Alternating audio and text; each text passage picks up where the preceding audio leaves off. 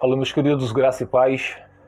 Vamos dar uma estudada aqui em alguns capítulos no livro de Levítico, alguns de Ezequiel, Jeremias, Zacarias e finalizando no livro de João. São só alguns versículos de cada capítulo. Começar no livro de Levítico, capítulo 20, no versículo do 1 ao 5, diz assim: Dê as seguintes instruções ao povo de Israel. Elas se aplicam tanto aos israelitas de nascimento como aos estrangeiros que vivem em Israel. Se algum deles oferecer seus filhos como sacrifício a Moloque, será executado. Os membros da comunidade o apedrejarão até que ele morra. Uma sentença. Eram leis de Moisés, vinda de Deus. Eu mesmo me voltarei contra ele e o eliminarei do meio do povo, pois contaminou meu santuário e desonrou meu nome santo e ao oferecer seus filhos a Moloque. Então Deus mesmo vai voltar contra ele e eliminará. Agora olha só, preste atenção. E se os membros da comunidade fizerem vista grossa àquele que ofereceu seus filhos a Moloque e se recusarem a executá-lo, eu mesmo me voltarei contra a sua família. Eu eliminarei do meio do povo tanto aquele homem que sacrificou seus filhos a Moloque, como os que seguirem sua prostituição no culto a Moloque. Então, aqui está claro. Deus está falando, quando a gente vê um irmão pecar, desobedecer naquela época lá as leis de Moisés, era sentenciado na hora, apedrejado. Porque não podia estar no meio da congregação alguém que estava praticando algo abominável aos olhos do Senhor. Isso era desobediência às leis de Deus. E um pouco de fermento leveda toda a massa, tá? Tanto é que no Antigo Testamento a gente vê falando muito sobre o mofo, que os sacerdotes teriam que averiguar as casas que tinham mofo, senão teriam que ser exterminadas as casas. Fala sobre a lepra. A lepra que ela corrói todo o corpo, né? E tudo isso é referência ao pecado, meus amados. A gente vê no livro de Corinto, quando aquele homem se deitava com a mulher do pai dele, o próprio apóstolo Paulo falou o quê?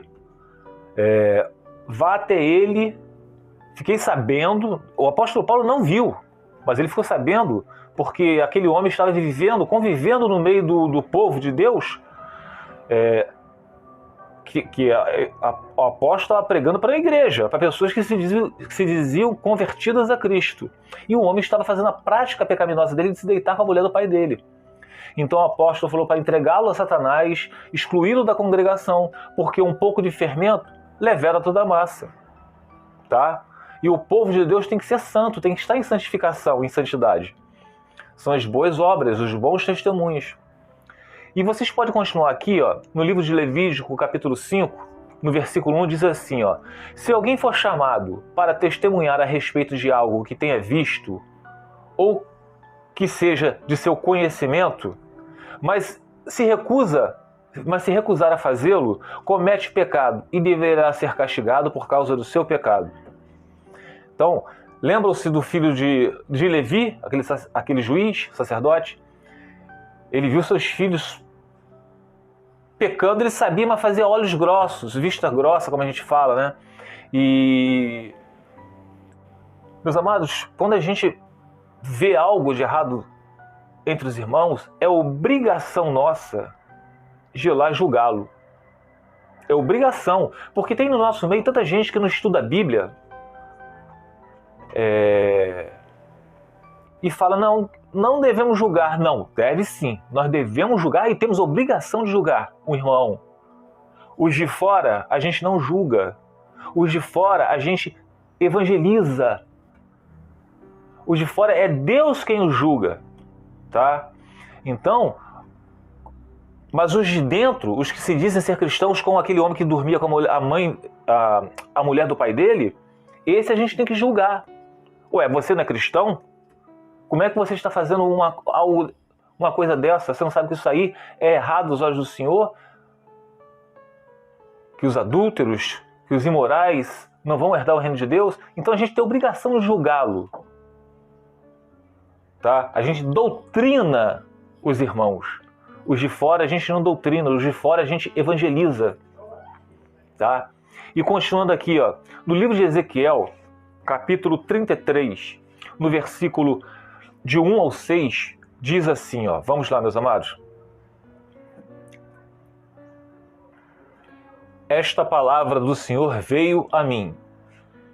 Filho do homem, fale com seus compatriotas e diga-lhes: quando eu trouxer a espada contra uma terra e o povo da terra escolher um homem para ser sentinela, e ele vir a espada vindo contra a terra e tocar a trombeta para divertir o povo, então, se alguém ouvir a trombeta, mas não der atenção à advertência e a espada vier e tirar a sua vida, ele, o sentinela, não será culpado. Ele será culpado de sua própria morte, a pessoa que desobedeceu a trombeta.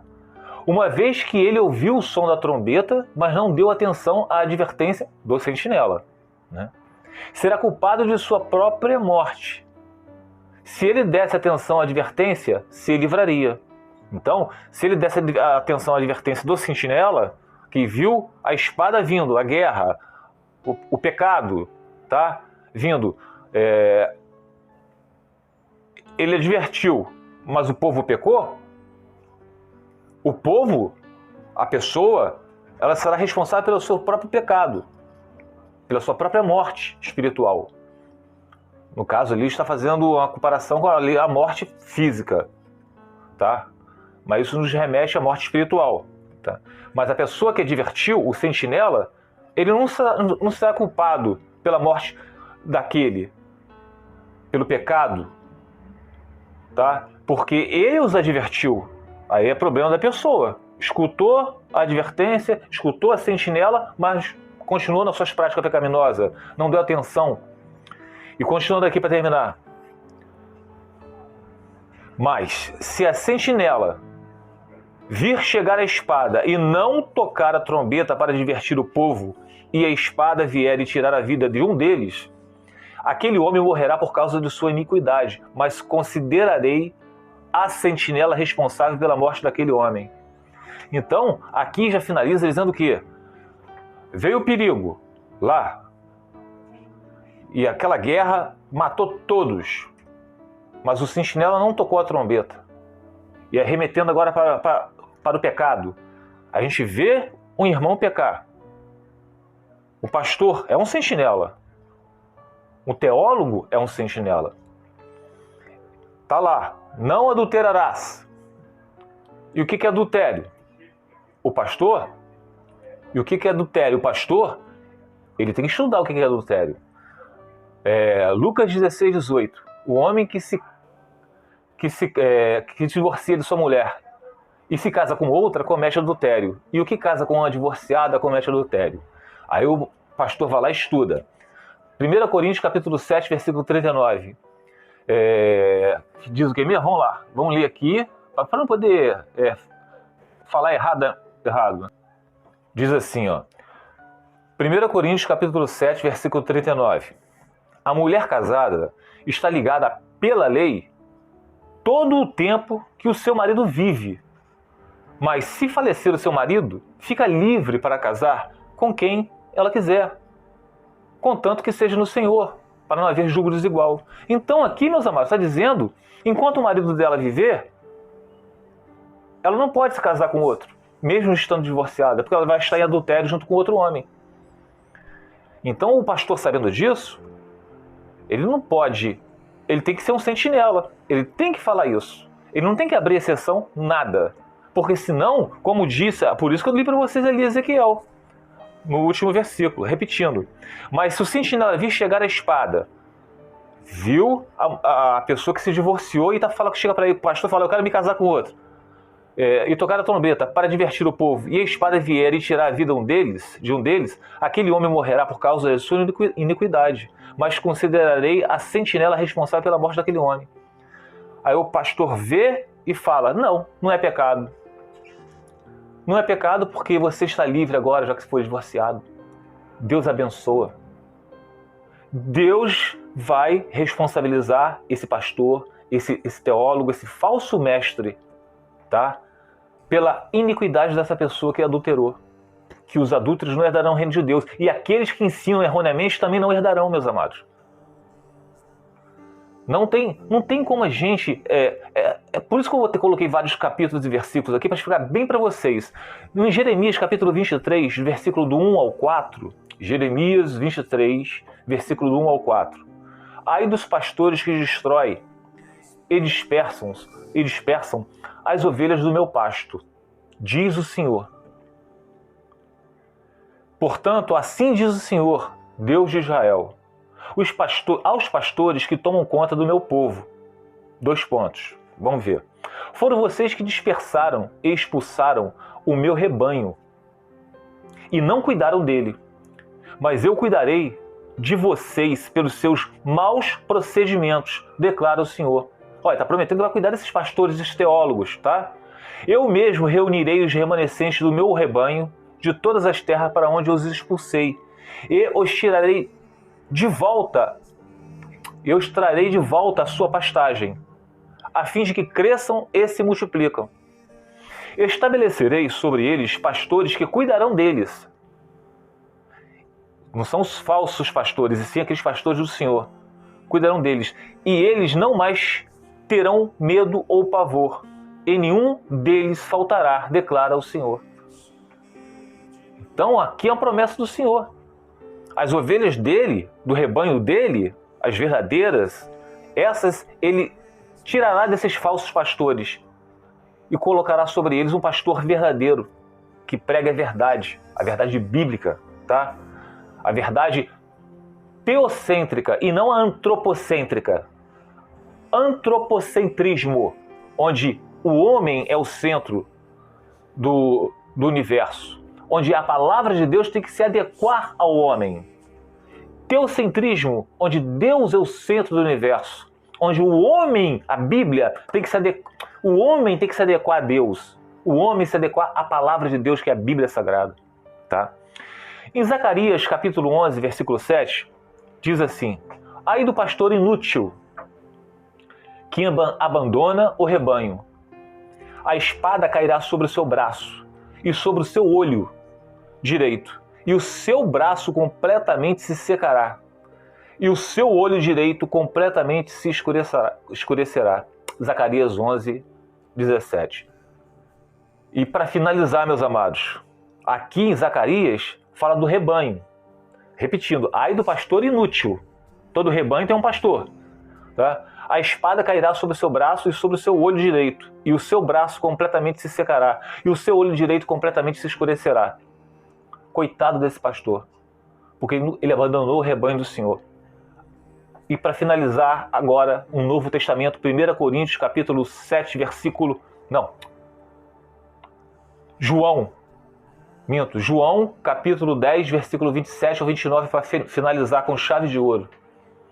As minhas ovelhas ouvem a minha voz, e eu conheço-as, e elas me seguem. Eu dou-lhes a vida eterna. E nunca, preste atenção, meus amados, já vai perder a salvação, e nunca hão de perecer. E ninguém as arrebatará da minha mão, nem esses falsos sentinelas, nem esses falsos mestres, pastores e teólogos, tá? Meu Pai que me deu é maior do que todos, é maior do que o pastor, do teólogo, do que os sentinelas iníquos, e ninguém poderá arrebatá-las da mão do meu Pai. Então essa que é a promessa do Senhor.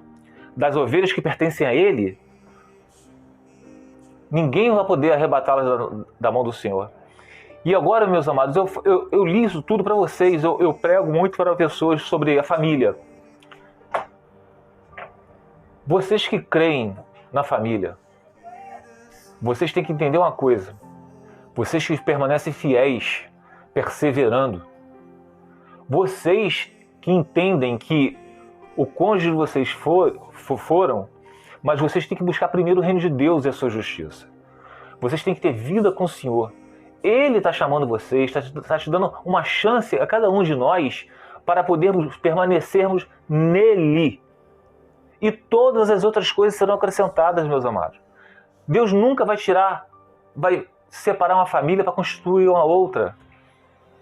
Mas tem pessoas que não vão entender isso. Vão alimentar ódio no coração. Eu sei que é duro, meus amados. Tá? Eu sei que é duro. Jesus falou que no mundo teríamos aflições. Não falou que ia ser fácil. Mas tem pessoas que vão desistir.